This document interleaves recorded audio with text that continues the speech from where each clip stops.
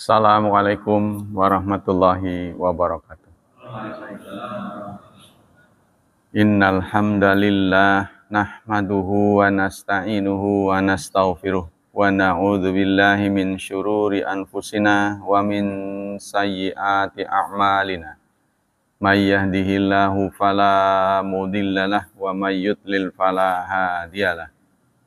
Asyhadu an la ilaha illallah wa asyhadu anna Muhammadan abduhu wa rasuluh la nabiyya ba'dah. Allahumma salli wa sallim ala nabiyyina Muhammad sallallahu alaihi wasallam wa ala alihi wa sahbihi wa man sara ala nahjihi ila yaumiddin. Amma ba'd. Ya ikhwah, kita melanjutkan kitab Bulughul Maram. Bagi yang mau mengikuti, bawa kitab ini ya. Bulughul Maram kan banyak ini.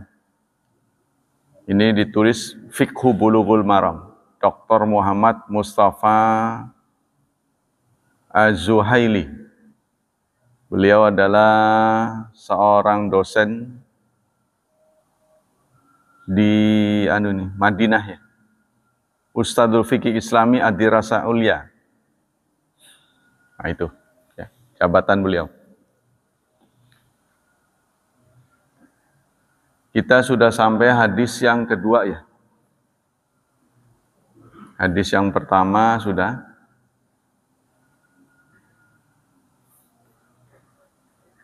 An Abi Sa'id Al-Khudri radhiyallahu an qala Rasulullah sallallahu alaihi wasallam innal ma'a tahurun la yunajjisuhu syai'un. Rasulullah bersabda, innal ma'a tahurun. Sesungguhnya air itu pada dasarnya adalah mensucikan. Tidak bisa dinajiskan oleh sesuatu apapun. Ya, tidak sampai di situ saja. Akhrajahu tsalatsa wa sahahahu Ahmad. Dikeluarkan oleh 3 imam hadis dan disahihkan oleh Ahmad. Ini perawinya siapa ini? Abu Dawud, Turmudi, Nasa'i, 3 itu. Ya, 3 itu Abu Dawud, Turmudi, An-Nasa'i. Memang kita nggak banyak waktu ya untuk mempelajari kitab-kitab hadis ini karena banyak. Jadi kitab yang disebut Kutubus Sittah, kitab yang 6 itu. Yaitu Imam Sahih Bukhari, Sahih Muslim, Sunan Abu Dawud, Turmudi, Nasa'i, Ibnu Majah. 6 nih. Nah, ini jarang beredar di kajian-kajian. Seharusnya kita belajar Sahih Bukhari selesai, Sahih Muslim, Abu Dawud, itu banyak. Nah ini ditulis oleh Ibnu Hajar Asqalani. Jadi untuk kitab fikih, kan ada orang yang mengambil dari kitab fikih ya. Fikih itu luas sekali. Bisa berjilid-jilid. Ditulis juga oleh Wahbah Zuhaili itu berapa jilid. Fiqhul Islam wa Adillatuh. Tapi kita cukup ambil dari ini, Bulughul Maram. Bulughul Maram ini adalah bagian dari kitab Turath. Sebab dari wurudul hadis. Bi'ru bid'ah wa al-fadhu. Al-hadis lahu sababun wa huwa anna qila li Rasulillah atawadda' min bi'ri bid'ah wa hiya bi'run yatrah fiha al-haidu wa lahmul kilab wa natnu faqal al-ma'u tahur. Hadis ini ada sebabnya. Ya, yaitu sahabat bertanya, bolehkah saya berwudu dari sumur bid'ah? Sumur budoa. Sumur budoa ini adalah sumur yang kotoran-kotoran pada masuk ke situ. Karena rendah dia. Sumur ini rendah. Ya. Yaitu sumur yang dibuang al-hiyadu. Bekas-bekas kain haid. Bekas kain haid ya. Itu dibuang ke situ. Kemudian juga daging anjing, wanatnu serta bau-bau ya. Pokoknya sampah-sampah dibuang ke situ. Tapi airnya mengalir. Ya. Jadi Rasulullah sendiri pernah berwudu di situ. Khitabul Nabi wasafuhu ba'dum bin nuni wa qala Suyuti adatun nas daiman fil Islam wal jahiliyah tanziul ma wa saunuha anin najasat. Kata Imam Suyuti, kebiasaan orang itu memelihara sumber air. Biasanya sumber air itu kan dipelihara. Ya. Fala yutawaham ana sahabat hum atharun nas wa anjahum kanu ya'maluna dzalika amdan. Jangan menuduh para sahabat itu jorok. Ya, pada mereka itu bersih-bersih. Wa inna ma kana dzalika min ajli anna hadzal bi'ri kanat fil ardi munkhafidah. Tetapi sumurnya ini ada di dataran rendah sehingga kalau banjir kotoran ke situ semua. Wa kanat suyul tahmilu akdzar minat tariq. Aliran air itu membawa kotoran-kotoran dari jalan. Wa taliqiha, dan sampai ke situ bermuaranya. Suma takhruju fiha wa qila kanat rih tulqadzalik. Sampai menimbulkan bau yang tidak sedap. Karena situ sampah pada ya. Wa qila yajuzu anal munafikin kanu yaf'alu dzalik. Ada yang mengatakan boleh jadi itu dilakukan oleh orang-orang munafik yang mengotori sumur supaya sumur itu kalau dipakai jadi bau. Wa hadza tafsiru hasan liqauli sahabat wa su'alihim wa taqor bi'ir bi Madinah munawwara bi diyari Bani Sa'idah. Letak sumur itu ada di Madinah, yaitu di kampung Bani Sa'idah. Nah, itu katanya. Ya, jadi ini sumur Budo'ah. Wa qala An-Nawawi berkata, rahimahullah anil hadis innau aslun azimun min usul tahara wa naqlun anis Syafi'i rahimahullah anna qala hadzal hadis nisfu ilmi tahara. Kata Imam Syafi'i, ini adalah separuh dari ilmu taharah. Dibandingkan dengan imam-imam lain, Imam Syafi'i ini dari sisi kebersihan itu lebih baik. Ya, karena beliau tidak mau air sedikit itu sampai kecepretan air bekas wudhu aja dia nggak mau, karena menurut beliau terkontaminasi. Jadi kalau dari sisi bersih, Imam Syafi'i lah imamnya. Yang kedua, kandungan hadis. Al-ma'u tahirun bi nafsihi mutahhirun li ghairi. Pada prinsipnya air itu suci dan mensucikan yang lain. Wa huwa kullu ma nazala minas sama, yaitu setiap air murni yang turun dari langit. Semua air alami itu suci. Wa ma nubi'a minal ardi, dan yang bersumber dari bumi. Ya, jadi air sungai walaupun kelihatan butek itu kan alamiah ya. Tidak ada rekayasa. Nah, itu boleh. Tapi kalau yang rekayasa nggak boleh. Contohnya air kuah, air teh, nah, itu kan direkayasa oleh manusia. Tapi kalau buteknya kayak teh alami, boleh. Seperti air sungai ya. Kalau lagi deres itu kan warnanya kuning, boleh itu dipakai. Sebab Allah Subhanahu wa taala berfirman dalam surat 8 ayat 11. Wa yunazzilu 'alaikum minas sama'i ma'an liyutahhirakum bih. Dan Allah menurunkan atas kalian dari langit air agar Allah mensucikan, membersihkan kalian semua bihi dengan air itu. Jadi yang membedakan Imam Syafi'i dengan yang lain itu mungkin dari sisi air mustakmal. Ya, mungkin dari air mustakmal. Jadi air yang mengalir bekas dari anggota wudu itu tidak boleh masuk lagi ke air yang dipakai. Itu perbedaannya di situ. Kalau air yang tampungan ini kurang dari setidaknya 200 liter. Ya, kita pun berwudu nyepret ke sono no. Ya, ini yang tempat kembalinya air kita ke situ itu kurang dari 200 liter. Ini nggak boleh dipakai menurut Imam Syafi'i.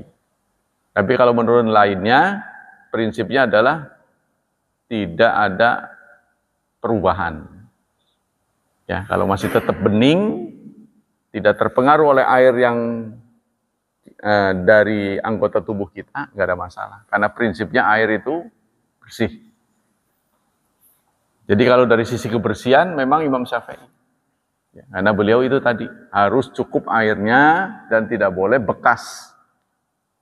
Apakah air yang, ini kan mustakmal kan bekas artinya, bekas pakai. Apakah air yang kita pakai itu di kolam kita, kurang dari 200 liter.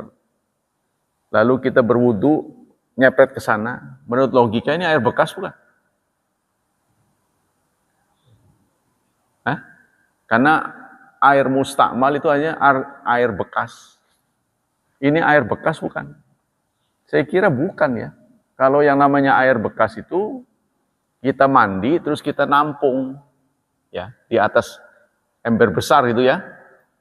Kita mandi di situ. Nah, ini air bekas menurut saya.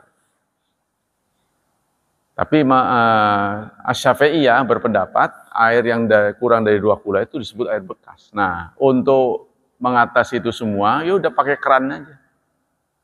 Paling praktis. Jadi kalau kita punya ember, kita lubangi atau pakai keran, kita berwudu dari situ dan dipastikan tidak nyepet ke sana. Praktis tuh. Nah, kita lanjutkan. Ja'a tasrih biwudu'i Nabi min bi'ri budha'a fi ahaditsin fi turukin katsirah wa zakaral Baihaqi wa rawahu akharun. Ada berita Nabi juga ikut berwudu dari sumur Budha'a itu. Jadi sumur Budha'a ini memang sampah-sampah masuk ke situ, tapi dia mengalir, ya, keluar sumber, bukan airnya tumpahan dari sini, bukan. Dia sendiri mengalir. Nah, kan kita tahu bahwa di sana itu tidak sebanyak kita ya. Kalau kita sih begitu-begitu nggak pakai ya pasti. Geli kan? Sumur jadi apa ya? Sumurnya karena pendek, jadi menjadi tumpahan sampah pada ke situ. Tapi dia sendiri ngalir. Nah, ini boleh jadi kita dihadapkan pada situasi sulit ya, di satu daerah yang satu tempat yang sulit air. Nah, itu pengetahuan ini akan sangat bermanfaat. Wa yustatsna min tahriyatil ma taghayyara launu aw ta'mu aw rihu. Dikecualikan dari kesucian air jika ada yang berubah, 3 unsur, ya, warnanya, baunya, serta rasanya. Nah, kalau dulu kan masih manual ya. Masih manual, kalau sekarang sudah bisa diteliti, air ini bahkan layak minum apa enggak, itu sudah bisa diteliti. Kalau dulu kan masih menggunakan indera ya, artinya dilihat warnanya berubah apa enggak, kan gitu kan. Terus menggunakan indera penciuman, bau apa enggak, menggunakan indera rasa, berasa enggak gitu kan. Ini sebenarnya menurut Syekh Utsaimin nggak perlu kita fokus meneliti itu, sebab begitu kita pakai buat cuci muka udah kerasa semuanya. Bau, kata beliau tuh nggak perlu bau, nggak perlu begitu. Terus dilihat, diteliti baik-baik begitu. Begitu kita raupin, kita udah tahu. Atau kita begitu ambil buat cuci tangan udah kerasa. Nah, itu kata beliau begitu. Jadi kita jangan apa ya, sempit berpikir. Wa sayati fil hadis at-tali wa bidalil ijma' ala najasatil mutaghayyir. Nah, jadi sekarang begini. Hal yang patut kita catat juga, air sedikit. Nah, air sedikit ini masuk najis. Katakanlah begini, di ember kita, ya, begitu kita mau pakai wudu, di situ ada cecek mati di situ. Dipakai nggak itu? Seember, ya paling berapa liter sih ember kita? Bukan ember besar, ember biasa yang biasa kita dapati mati cecek di situ. Kan najis. Nah ini menurut banyak hadis itu tidak boleh dipakai. Walaupun tidak berubah. Nah ini catatannya, walaupun tidak berubah. Tapi kalau menurut hadis tadi, air tidak bisa terkontaminasi oleh apapun sepanjang tidak ada perubahan. Cuma para ahli menyatakan, Imam Syekh Utsaimin mengatakan, tidak berubah itu kan berdasarkan pengamatan kita. Ya kan? Pengamatan kita. Anda yakin tidak ada perubahan. Kan gitu. Apalagi kita sudah berumur, matanya nggak terang lagi. Padahal berubah udah nggak kelihatan. Penciumannya sudah berkurang. Nah maka ini kan rata-rata dibuang. Itu kalau air. Nah kalau minyak, sayang. Minyak, kita pedagang minyak curah, minyak sayur. Ya, ada minyak seember itu. Ya lumayan lah. Berapa liter tuh? 20 liter ada ya. Nah, masuk tikus, mati di situ. Kan itu menurut hukum Islam harus dibuang. Ya kalau minyak mah kalau air mah nggak sayang. Kalau minyak sayur, ya udah jual aja. Itu kalau khianat ya. Nah, bagaimana cara menetralisir? Harus dicampur ke minyak yang banyak. Setuju nggak? Sampai jadi 2 kula. Jadi gini maksudnya, kita punya ember segini nih, katakan separuh dari ini. Isinya minyak sayur. Tikus masuk, mati. Nggak ada perubahan, bening masuk. Nggak ada perubahan. Ini menurut hukum Islam najis, mutanajis. Nah, bagaimana supaya tidak najis? Harus digabungkan dengan minyak yang banyak. Perbandingannya berapa? Yaitu paling nggak 200 liter. 2 kula. Tapi kan apa nggak geli? Ya kan? Kalau kita menjadi pedagang yang jujur ya digabung lagi namanya udah terkontaminasi. Ya bangkai lah. Ya. Seberapa ininya unsur-unsur yang masuk ini artinya berbahaya nggak buat kesehatan. Kalau ini berbahaya, masa digabung lagi kan? Tapi itulah pedagang pasti begitu.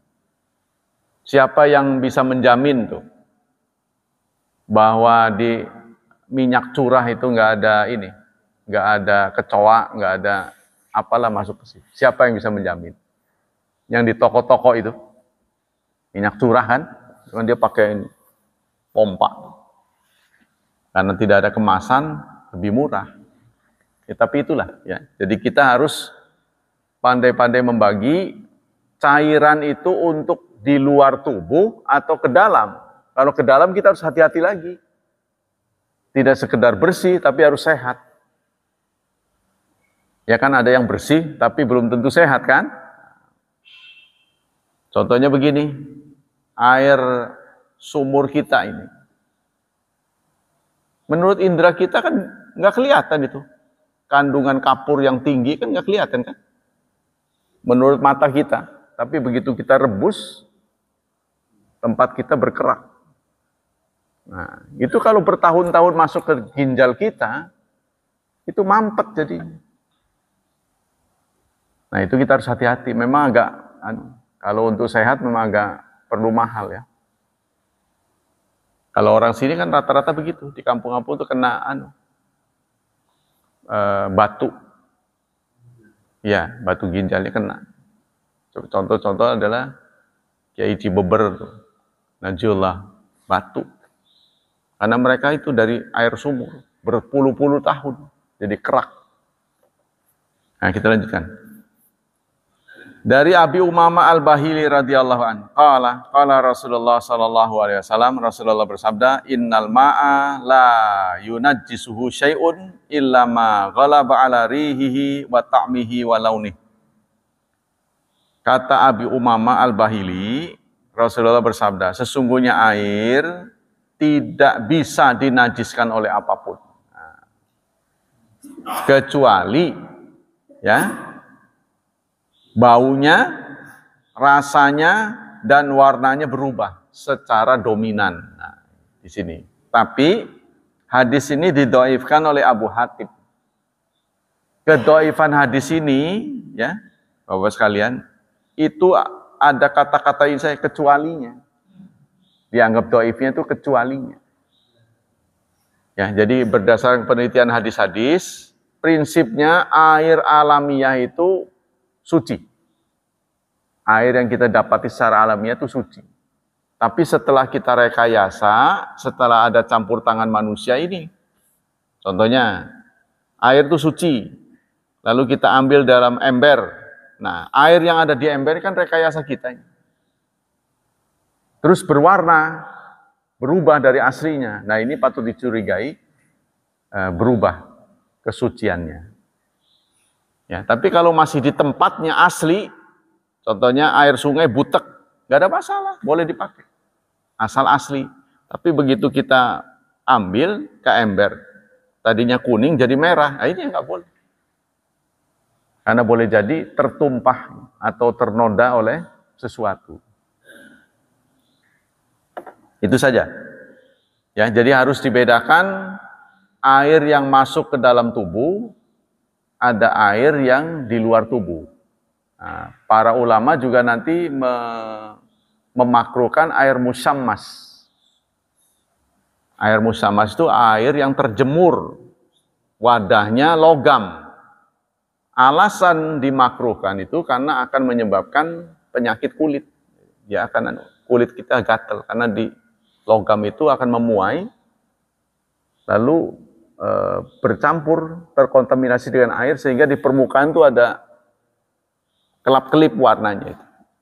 Ya, karena ini kontaminasi dari wadah. Nah, oleh banyak orang, oleh banyak ustadz itu disamakan dengan air hangat.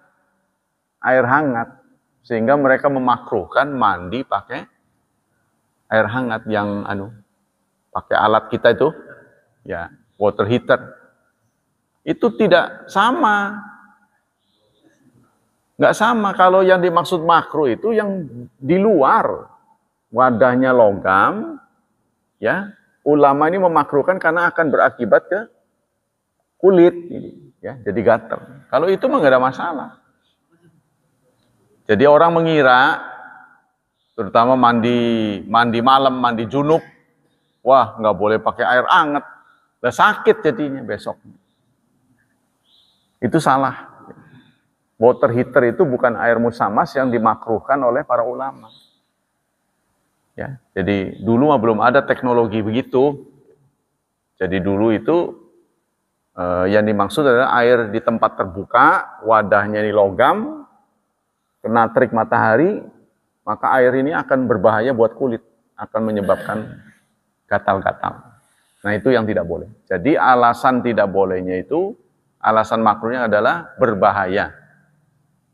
Nah, sekarang tinggal menurut sensitivitas kita, air ini berbahaya enggak? Ya, kalau akan membahayakan kita, ya jangan dipakai. Terutama yang masuk ke dalam tubuh kita. Ya, kalau kita nggak yakin, nah, maka kepada saudara-saudara, terutama yang traveling atau di tempat yang tidak biasa, daripada kita ragu, masuk ke toilet, bawa aja aqua. Nggak pusing-pusing. Nanti kalau kita udah masuk ke sana, udah segalanya kita buang, nggak ada airnya, wah, ini kecelakaan ini. Apalagi buang air besar. Terutama kejadian ini, waktu mudik itu. Waktu mudik, di jalan tolnya itu, listriknya padam. Orang-orang pada datang ke ini, rest area, padam juga di sana. Nah, ketika rest area padam, mungkin nggak ada cadangan listrik ya. Ya, air nggak ngalir jadinya. Mampet. Wah, itu urusannya susah banget. Mau isi premium juga, pompanya kan dari listrik. Nah, itu kalau udah listrik mati itu musibah. Nah, kita kalau kalau dalam urusan buang air itu tadi supaya tidak ragu, kalau kita di tempat yang asing, ya, supaya kita melihat kepastian, bawa saja aqua. Kalau nggak kepake, kita keluarin lagi. Ya, dan kita tentu nggak sayang kan, daripada nanti gatel tuh, di sana nggak diisi ya. Apa kandungan dari hadis ini? Nah, kata Daruqutni, hadis ini la yasbut. Hadis ini tidak ada ceritanya, ya, tidak ada catatannya. Wa qala Syafi'i rahimahullah, yarwi anin nabi min wajhin la yusbitu ahlul hadis mislahu. Imam Syafi'i berkata, diriwayatkan dari Nabi dari sisi yang tidak diakui oleh ahli hadis. Jadi Imam Syafi'i ini termasuk imam yang sangat peduli pada hadis, sehingga beliau disebut dengan Nasirus Sunnah. Ada salah satu disiplin ilmu dalam Islam yang disebut dengan usulul fiqh. Ya, usul fikih adalah filsafat hukum Islam. Ini pengarangnya adalah Imam Syafi'i. Nah, cuman pengikut-pengikut terutama di Indonesia itu nggak meneliti. Jadi disiplin ilmu usul fikih ini jarang diajarkan di madrasah. Ya, jarang diajarkan. Filsafat hukum Islam kalau dianukan. Jadi belajar mikir, nah itu kurang. Ilmu tentang cara berpikir tentang fikih. Nah ini masjid-masjid kurang. Contohnya Rasulullah memberikan ada statement, oh ini sunnah mu'akkad, sunnah ghair mu'akkad, kan bukan dari Nabi itu. Ini sunnah mu'akkad, nggak begitu. Siapa yang memberikan penilaian sunnah mu'akkad, sunnah bukan mu'akkad? Ini adalah pemantauan dari para sahabat berdasarkan teori tadi. Contohnya, para sahabat tidak pernah melihat Rasulullah meninggalkan sholat id. Seumur-umur Rasulullah nggak pernah absen dari sholat id. Sehingga ada yang berpendapat sholat id itu adalah wajib. Tapi jumhur ulama kan mayoritas kan memasukkannya sunnah. Rasulullah nggak pernah. Begitu juga Rasulullah nggak pernah masuk masjid dengan tidak melakukan sholat. Orang sebutnya tahiyatul masjid. Sehingga Rasulullah menyatakan la yadkhulu ahadukum masjidah hatta yusalli rak'atain. Janganlah kamu la yajlisu ahadukum, janganlah kamu duduk di masjid sebelum sholat 2 rakaat. Ya. Jadi sehingga sepertinya kayak wajib gitu tuh. Nah ini berdasarkan pemantauan para sahabat, ini masuknya sunnah mu'akkad. Tapi ada yang mengatakan bukan mu'akkad. Nah ini penilaian-penilaian ini berdasarkan pemantauan. Kesimpulan, al-muradu min tat'il hadis, tat'ifu riwayat istisna, la aslal hadis. Yang dimaksud do'if, ini catatan do'if ini ada di Bulughul Maram ya. Tulisan dari Ibnu Hajar. Beliau mengatakan dikeluarkan oleh Ibnu Majah dan didoifkan oleh Abu Hatim. Nah, kita belum selesai membahas kitab yang 6, sudah ada lagi perawi hadis namanya Abu Hatim. Nah, dia juga ngarang buku. Berarti kan sudah 7 tuh. Ya, 6 aja belum selesai itu udah Abu Hatim ada. Siapa lagi nih Abu Hatim? Nah, jadi prinsipnya hadis ini bukan do'if keseluruhan. Do'ifnya itu mulai dari kata-kata illa. Sesungguhnya air tidak bisa dinajiskan oleh sesuatu, kecuali. Nah, kata-kata kecuali sampai berakhir itulah yang do'if. Jadi maksudnya, statement Rasulullah, air tidak bisa dinajiskan oleh apapun. Itu prinsip. Ya. Kemudian ada kata-kata kecuali berpengaruh, berubah warnanya, baunya, serta rasanya, dan dominan. Ini yang dianggap do'if. Waqala Ibnu Munzir rahimahullah ajmal ulama alan ma'al qalil wal katsir idza waqat fi najasatun fa ghayyarat ta'aman aw launan aw rihan fa huwa najisun.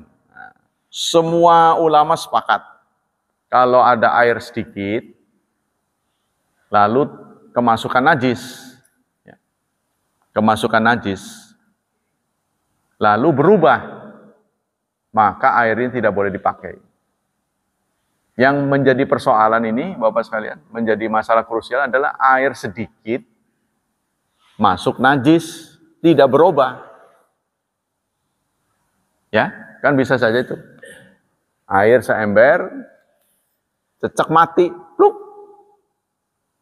Oh, kita tahu. Kita langsung ambil, kan belum berubah. Nah, ini menjadi persoalan. Boleh apa tidak? Nah, menurut saya ya tergantung wawasan kita di situ.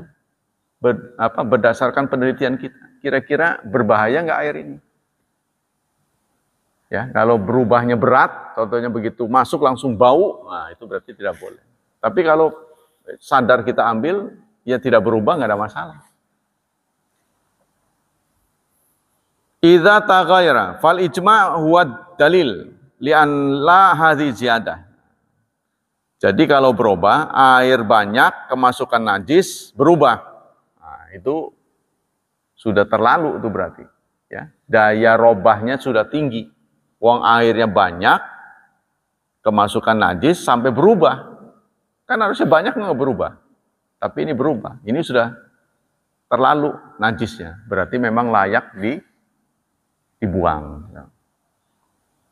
Idza taghayyar ma fi launi aw rihihi aw tami bitul muqsi aw biturab wa tuhlab wal ardul kibritiyah wa kullu ma yata'adzar saunuhu anhu fa inna yabqa tahiran mutahiran. Air walaupun berubah tapi penyebabnya alami. Contohnya terlalu lama nggak dipakai, kan berubah tuh. Itu tetap boleh dipakai. Ya. Kalau terlalu lamanya itu karena alamiah. Dan semua unsur-unsur yang ada dalam air, yang sifatnya alami. Ya. Contohnya di tempat tertentu itu pasti ada. Yang selalu airnya berwarna gelap, nggak jernih ya, selalu. Nah itu tidak ada masalah. Hadis yang keempat.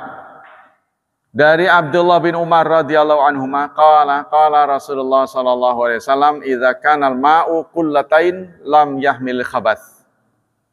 Jika air itu volumenya 2 kullah maka tidak bisa membawa najis. Dia tidak bisa terkontaminasi. Wa fi lafdin lan tanjus. Dalam satu lafaz disebutkan tidak najis. Disahihkan oleh Ibnu Khuzaimah dan Ibnu Hibban. Nah, ini ya. Kutubus Sittah belum selesai, sudah disebut lagi Ibnu Khuzaimah, Ibnu Hibban. Ada lagi bukunya tuh. Yang disebut kullatain itu 2 kullah. Ya. Jadi 2 kullah itu ukurannya 1/4 hasta. 1/4 hasta. Hastanya orang Arab tuh 48 cm. Jadi sini sampai sini. Ada nggak 48? Hah? Kita mah nggak ada nih, 40 doang. Mereka kan panjang. 48. 48 1 hasta, 4/4. Berarti 60 cm. Makanya ngukur kulah itu 2 kulah 60, 60, 60. Jadi 6 kali 6 kali 6. Jumlahnya 216 liter. Tuh, kalau mau ngepas tuh, itu namanya kulah. Ya, itu namanya kulah. Nah, tapi ini ada berbagai problem soal 2 kulah ini yang aneh. Contohnya, kalau diambil air 2 kulah ini kan berkurang. Terus kepletikan ini, air bekas wudhu, nggak boleh. Terus kita kencingin jadi 2 kullah lagi. Itu menurut fikih boleh. Sing macem-macem. Sampai begitu. Ini namanya nggak mikir nih. Kita harus ingat air itu untuk kita gitu. Kalau sampai nanti sakit yang menderita kita juga.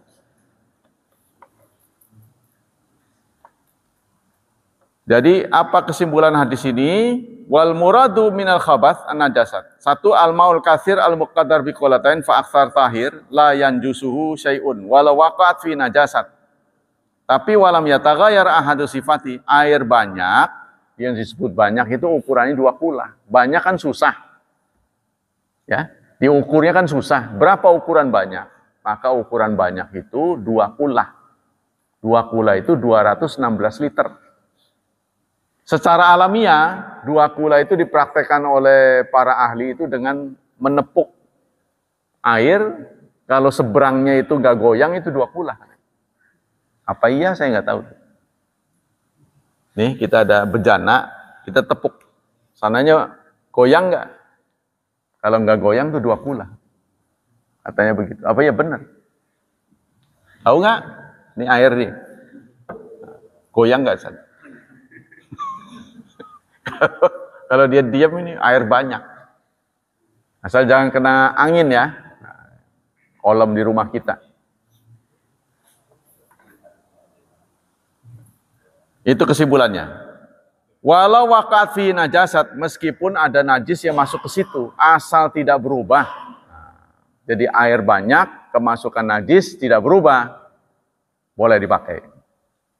Ya. Satu-satunya menjadi masalah itu adalah air sedikit masuk najis nggak berubah, itu yang dipersoalkan oleh ulama. Maka ini dikembalikan kepada kebijakan kita. Ya, menurut indera kita itu berubah apa enggak? Kalau kita memang ada pilihan, lebih baik jangan pakai. Ya, karena kita nggak pernah tahu, siapa tahu binatang yang masuk itu berbisa. Wah ya, semua. Pengetahuan kita tentang binatang yang berbahaya dan tidak berbahaya kan nggak tahu. Ya, sementara ulama tidak bicara. Pokoknya bangkai saja. Nah kalau bangkainya bangkai ular berbisa pula. Nah, maka kita jangan ambil risiko. Yang kedua, miqdarul qullatain haddun fasil bainal qalil alladhi yantanajjas idza waqat fi najasat li'anna yumkin hifdhuhu minan najasat fi dzarf. Batasan banyak tidak banyak itu ada 2 kula. Jadi artinya kenapa ada cerita begini? Air aja sampai dibahas banyak hadis.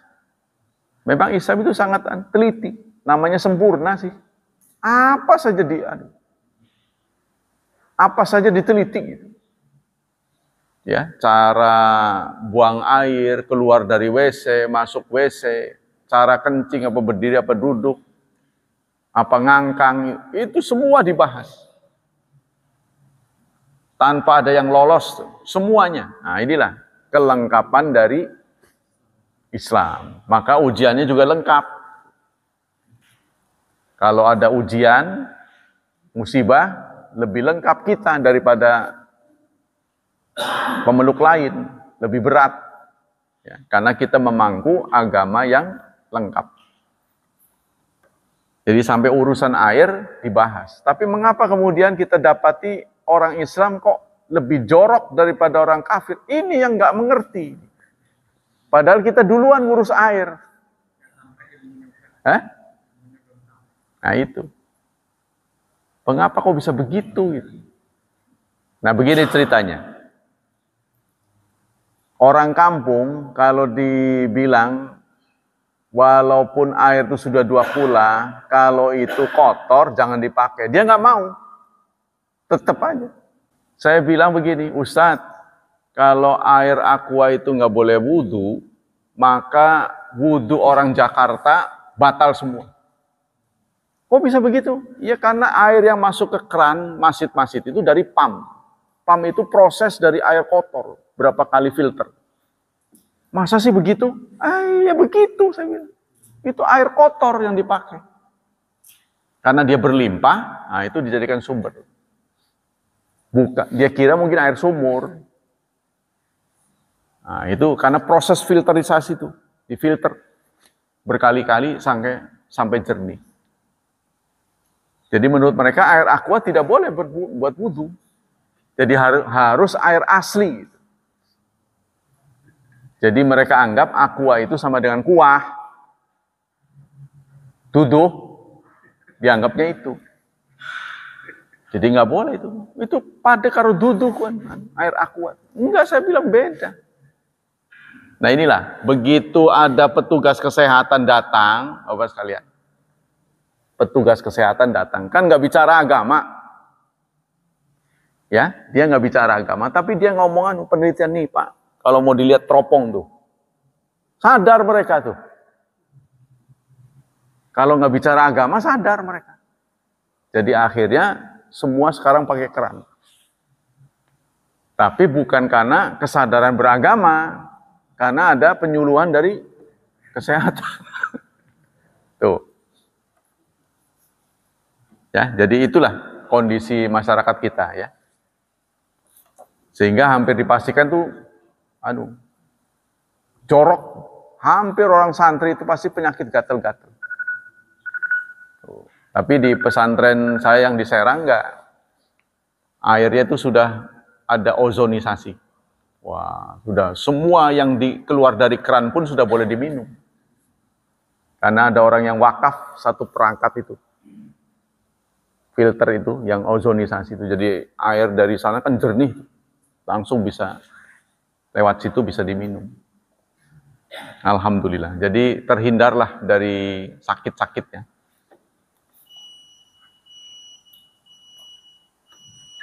Yang kelima, dari Abi Hurairah radhiyallahu anhu. Qala Rasulullah sallallahu alaihi wasallam, la yaqtasil ahadukum fil ma'id daim wa huwa junubun. Janganlah mandi salah seorang di antara kalian di dalam air yang tergenang. Maksudnya tidak mengalir. Wahia junubun, wahwa junubun. Padahal dia junub. Hadis diriwayatkan oleh Muslim. Dalam tulisan Bukhari, la yabulanna ahadukum fil ma'id daim.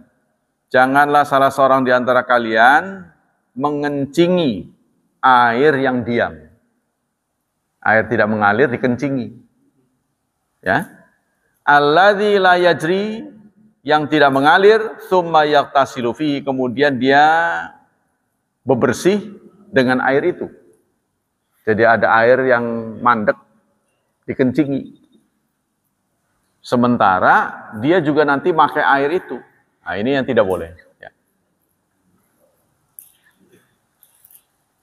Dalam Muslim, minhu wali Abi Daud wala yaqtasil fi minal janabat. Maksudnya la yaqtasil itu jangan kencing. Petunjuk dari Rasulullah, larangannya itu jangan buang air, jangan mengencing. Jangan mengencingi air yang tergenang. Kalau berak boleh.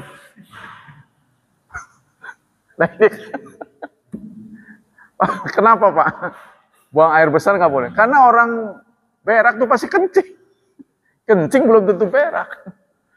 Ya, inilah otaknya ini kadang-kadang nih. Karena nurut pada Nabi, buang air kecil nggak boleh, buang air besar yang boleh karena nggak disebut. Padahal harusnya mikir dong. Tuh kan? Nah, di air tergenang maksudnya. Kan bisa jadi begini Bapak sekalian. Walaupun mengalir tapi kecil. Sungainya panjang.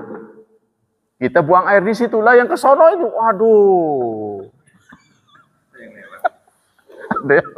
Kan menderita tuh. Makanya jangan di tempat-tempat sumber air ini jangan dikotori.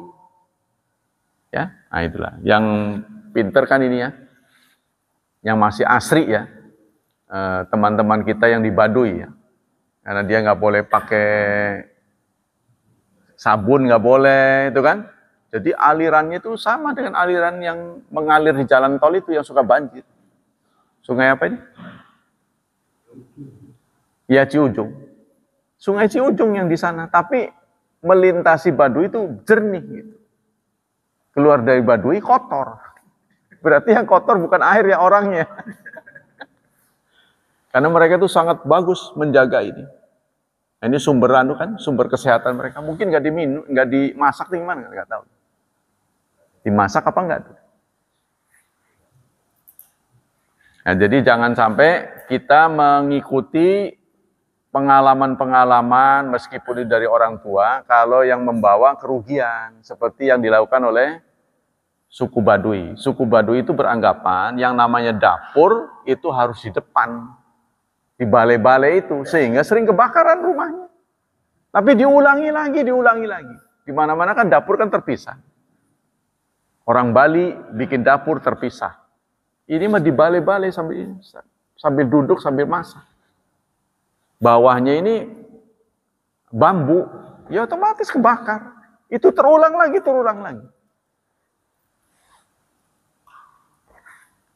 Apa kandungan hadis ini? Yukrahu iktisal fil ma'i rakit qalilan aw katsiran. Dimakruhkan kita mandi di air tergenang. Mandi di air tergenang. Ya, baik jumlahnya sedikit atau banyak. Termasuk kolam renang ya. Kolam renang itu kan airnya itu tidak mengalir. Ya memang sih bersih, tapi ketika survei di atas 75% orang yang renang tuh ketika ditanya kalau kebelet Anda itu bangun atau langsung ngocor di situ. Rata-rata ngocor di situ. Ya. Jadi, walaupun bening tapi itu kencing itu. Ya, kalau siapa yang bisa memastikan yang kencing sedikit? Kalau semua pengunjung bagaimana? Nah, ya, makanya kita sebaiknya berbilas. Tapi kalau air laut mah aman ya. Air laut kan banyak. Yang kedua, yahrumul baulu fil ma'i rakit. Haram kencing di air tergenang. Li'annahu yakdiruhu. Karena akan mencemarkannya. Wayun jisu al-masyhur. Dan akan membuat najis. Apalagi airnya sedikit. Jadi kita harus punya kesadaran. Kalau air dipakai oleh orang banyak, kita harus ikut membantu jaga. Ya, fasilitas umum ini jangan dikotori. Wa yughiru ghairahu fayastamiluhu ma'ana usara najisan, dan akan membuat orang lain kurang beruntung karena menggunakan air najis yang disebabkan oleh kita. Yang ketiga, at-taghawud fil ma'il rakit haram. Buang air besar di air tergenang hukumnya haram. Kal baulu fihi, seperti kita buang air kecil. Wa akbahu, dan lebih buruk. Kalau buang air kecil aja nggak boleh, apalagi besar. Ya, jadi persoalan sampah ini yang belum bisa ditangani ya. Sampah, nah ini manajemen sampah ini. Bagaimana kita bisa menciptakan masyarakat yang bersih. Nah, seperti saudara tahu tuh, jalan yang naik ke ini, jembatan nih, ya kan? Dulu banyak timbunan sampah. Terus oleh pemerintah dipasang tuh kain tulisannya, barang siapa yang membuang sampah di sini dipidana bla bla bla, hilang sampahnya. Lama-lama kainnya robek, sampahnya ada. Sampahnya ini gara-gara kainnya nggak hilang tulisannya di pidananya. Maksud saya, bangsa kita masih tipe begitu. Kalau nggak diancam nggak takut. Itu kan bukan tempat sampah itu. Kenapa dibuang? Saya jelas-jelas melihat, ya, orang bawa mobil berhenti buang sampah. Jadi kan dia pakai mobil bawa tempat sih yang lain gitu. Karena dibuang ke situ. Nah inilah. Ya. Tapi kita, karena kita bayar saudara, ya kita diangkut kan. Tapi di masyarakat luas yang bukan komplek, ini mereka nggak ada petugas yang ngambil. Jadi mereka harus buang sendiri ke tempatnya. Nah itu mereka banyak buangnya ke situ karena males. Nah di Cilowong, Serang tuh, itu kan tempat pembuangan sampah dekat madrasah saya. itu sampai gerbangnya dihadang sama masyarakat sekitar. Karena apa? Tangerang mau buang sampah ke situ. Tangerang nggak ada tempat buat buang sampah. Ini kan akan nggak tahu berapa ton sehari itu. Dicegat. Cilegon nerima. Karena itu ditolak. Ya buang ke Cilegon aja. Ada kompensasi. Nah, tempat pembuangan sampah kan di Cikeray. Ada murid saya yang tinggalnya di Cikeray.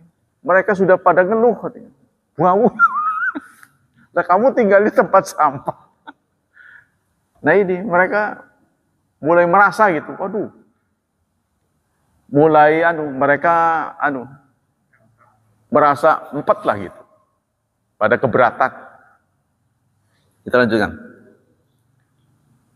An-nahyu, yang kelimanya. Yang keempat, idza bala syakhsu aw tagawata fi ina'in tsumma sabahu fil ma'il rakid fa huwa haram. Apabila ada seseorang kencing, dia tidak kencing di situ, tapi dia kencing di suatu wadah, di pispot ya contohnya, atau di botol, ya. Kemudian cairannya itu dibuang ke tempat itu, air tadi. Dia memang nggak kencing di situ, tetap hukumnya haram. Namanya yang memberi musibah pada orang lain ya. Kan hadisnya ini kan mengencingi. Nah, kalau dia kencingnya di botol, dia lempar ke situ, tetap aja nggak boleh buang sampah. Wa kadza idza bala bi qarbil ma bi haitsu yajri ilail baul. Begitu juga jika seseorang kencing di suatu tempat yang alirannya itu akan mengotori aliran air. Air kencingnya itu. Bahwa haram, maka itu haram. Wa kulluhu madmumun qabihun manhiyun anhu. Semuanya itu tercela. Nah, ini juga sama limbah rumah sakit. Apa sudah di-manage demikian rupa sehingga tidak berbahaya? Nah, di treatment sudah belum? Nah, ini pemerhati lingkungan hidup itu ya harus betul-betul giat ya. Kalau tidak, kita kenain. Ya, apalagi limbah dari orang yang COVID contohnya. Ya macam-macam, apa saja. Nah, apa jaminannya kita nggak kena, kan? Wong pabrik-pabrik aja harus ada treatmentnya ya. Contohnya Asahi mengeluarkan cairan sampai ke laut itu sudah tidak akan merusak laut, tidak akan membunuh biota laut. Harus ada jaminan, itu kan diperiksa oleh ahlinya. Yang kelima, idza kanal ma'u katsiran, apabila jumlah air banyak, jarian dan mengalir, lam yahram baulu fihi, maka tidak haram seseorang kencing di situ. Ya contohnya sungai yang deras ya. Lima mafhumi mukhalafah min hadis, berdasarkan mafhum mukhalafah dari hadis. Walakinil aula ijtinabu. Tetapi utamanya lebih baik kita menghindar. Jadi maksudnya kita jangan membuang sampah di tempat yang akan dipakai orang lain. Ya, contohnya buang air besar di bawah pohon yang rindang itu mengencingi. Kan biasanya kita begitu, kita ngaup, aduh bau pesing. Sebaiknya dia menjauh. Ya itu ajaran Islam ya. Tapi orang nggak begitu. Kalau laki-laki aja pengen kencing langsung deketin pohon, ngucur sih. Orang yang berusaha ingin mendapat naungan, ya bau jadinya. Dan itu di Mekah lagi. Pohon-pohon besar di Mekah itu bau pesing kalau musim haji. Li'annau yakdiruhu wa yunjisu al-masyhur, karena akan menyebabkan tercemar serta menajiskannya. Sudah dekat ya?